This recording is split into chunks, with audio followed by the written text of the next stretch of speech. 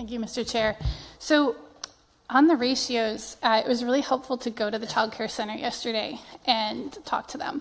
It was unhelpful in that it was nap time and it made me very sleepy watching all these very happily sleeping babies. Who remembers what a nap is anymore anyways? But it was important to see them napping because there's a rule that you have to have 2 feet between nap pads. And so if you increase the number of children in the classroom, you reduce the amount of space between the nap, or you just have less space to lay out all those precious little babies. We talked about that, and they said they didn't know if they would be able to fit more children. And then they wouldn't have to. So I'm going to keep asking my question. And so, or they would have to purchase new bedding that would maybe help facilitate that, but that would be a cost that would take away from like what you mentioned earlier, add a kid, have a few extra dollars. There's costs that come with that. There's costs with shifting the amount of space in the classroom. They showed me how if you were to add a baby to the infant room, you need 35 square feet of usable space per child. So you bring another baby in, that means you roll in another crib. That crib then takes up space, removes usable space from that classroom. So a baby comes in, but so does a crib, and so do the mandated number of toys that come with that additional child. So there is this ripple effect that we aren't just adding another child or another baby to a classroom or to the caretaking of the professional. We're moving the space around. On top of that, there's occupancy licensing, which gives you a number of people who can be in that space. And then there's the childcare licensing, right? So if you increase the ratio, it doesn't necessarily mean that childcare center, that room is allowed by the city of West Dallas to have more kids in it, right? And so there's that tension as well. And then there's the fact that I know that one childcare organization I spoke with has 11 vacancies of staffing that they really need to fill. And so I saw one classroom that could have more children and another teacher in it.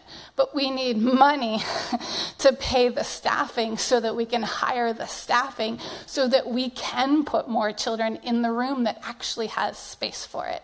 So I am wondering, in your conversations about the ripple effect of not just adding a child, but a crib and the number of mandated toys, or a child and a nap pad, how did you think through the costs that would be associated to, if the childcare center wants to expand a classroom, is there going to be assistance in helping them to do that?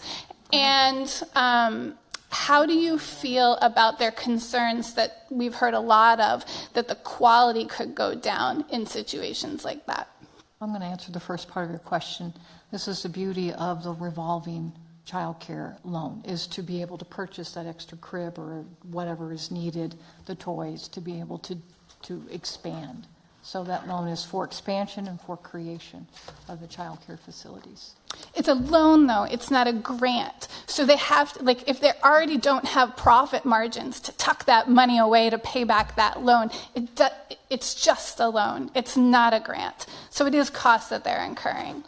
Right, but if you took another child and you had that income that week, or however they charge monthly, that's coming in to be able to pay that graduated loan over the course of the years that you would have it. Yes, and with the governor's partial veto, he gave more flexibility to that $15 million, where possibly that money could be granted.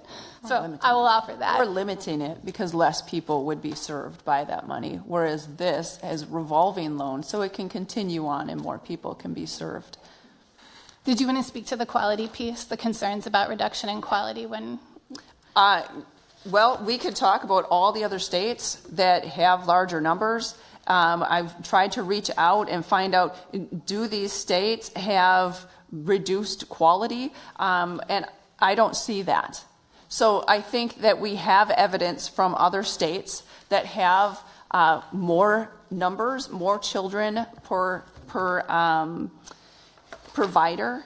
And again, this is not a requirement. If your space does not allow for more children, you can't put more children in that space.